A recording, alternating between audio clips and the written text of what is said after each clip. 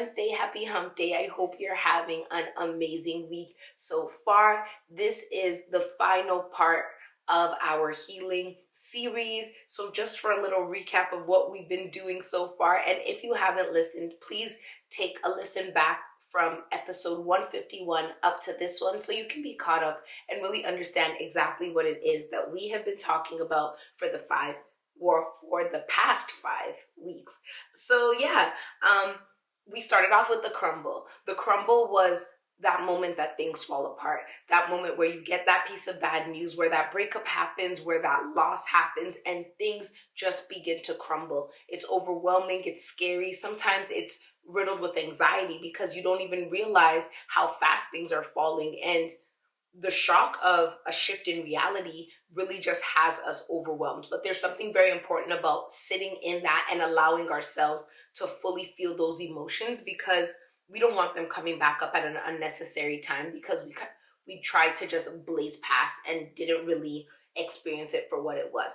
So after the crumble comes the unlearning, and this is where you take all of the pieces of that rubble and you sit with it. You look at it and you decide what you want to take with you, right? In every single moment and experience that we have, there is always at least one important thing to take from it. Everything is not a waste. It's not all just horrible to be forgotten. So in the unlearning part, that's when you take the pieces from the crumble that are necessary, and then you also determine the ones that aren't, and decide that, okay, this is a habit that I have, this is a mentality that I have that no longer serves me, and I don't want to take it with me and continue to move forward with it. So you unlearn those, you remove those, and then you grab all the good stuff and you continue to take it with you.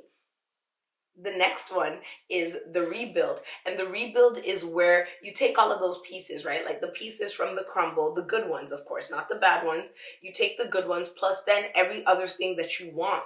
You have this unique position at rock bottom to decide what you want to build, right? Like you're at the bottom, things in this certain sphere of your life are not looking the way you want them to. They might not even be able to look any worse. But what happens is that now from that foundation, you have this privilege and ability to decide what you want to build and what you want things to look like in the future. So this rebuild part is where you start to take those pieces, you take a few other ones, you some new perspectives that you've never considered before, and you add them all together, and you start to rebuild whatever it is you want your life to be, whatever it is you want your situations to be, whatever it is you want your relationships to be, whatever it is you want your business to be. You start to rebuild however you want it, for whatever reason, and to whatever end that you decide is worthy to you.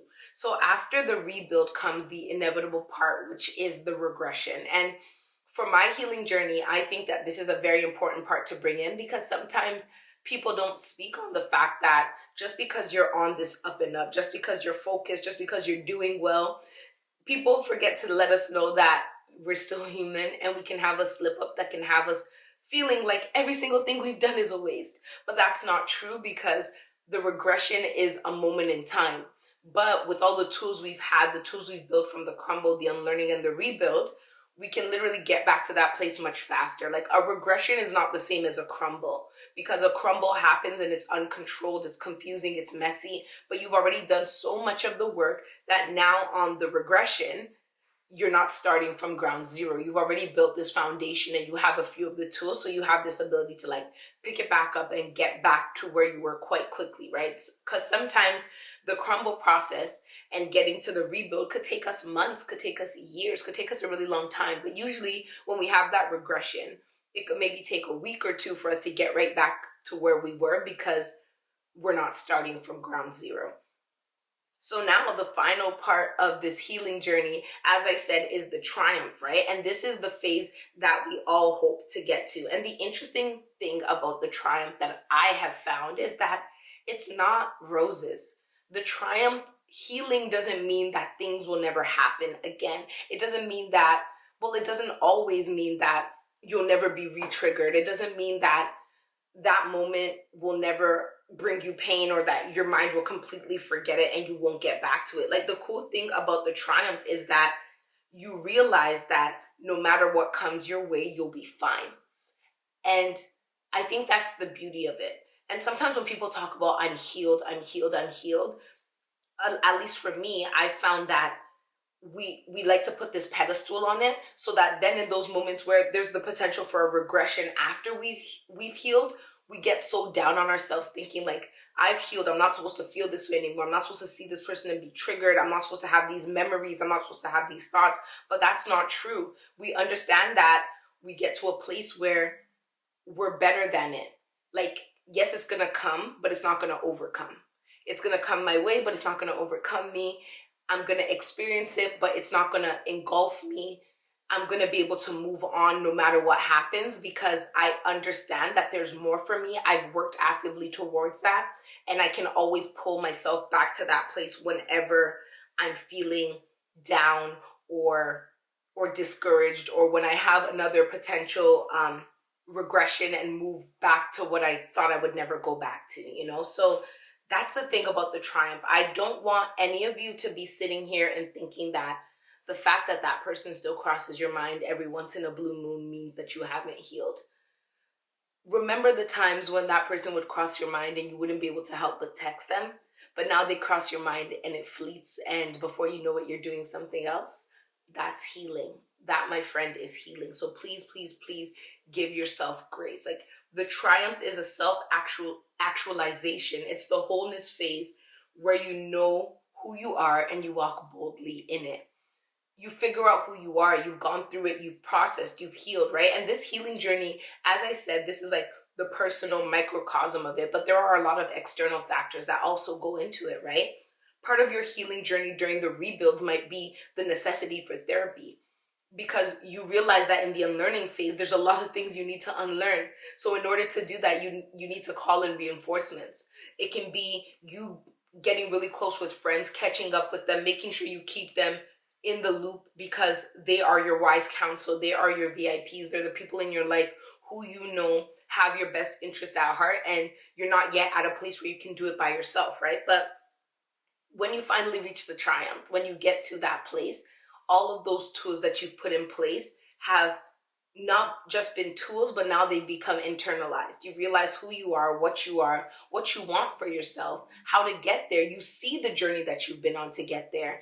And you kind of just decide that this is a great place to be and I want to stay here as long as possible. Understanding that even when I do fall off the track, I know the route back home.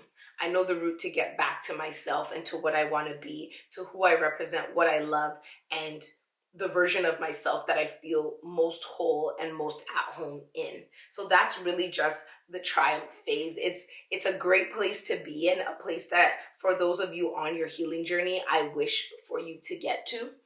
And I hope that as you're on the journey trying to get there, that you are patient with yourself and you give yourself grace as you continue to do this, because it's not easy. It's not one size fits all. That's why these labels that I've given, these 5 categories, are quite general, and that's why it doesn't go too deep into specifics, because it's going to look extremely different for each and every single one of you, and I wouldn't want you feeling that because this is how Toks said it should look. One, I'm not a mental health professional. This is just the life that I've lived in, my purpose in sharing the way that I've lived my life and the things I've come through to hopefully help others. But also, it's not perfect, right? The journey that I went through to get to where I am now, in terms of maybe my heartbreak or mourning my father, if I have a business disappointment or something else, the journey might look absolutely different from that.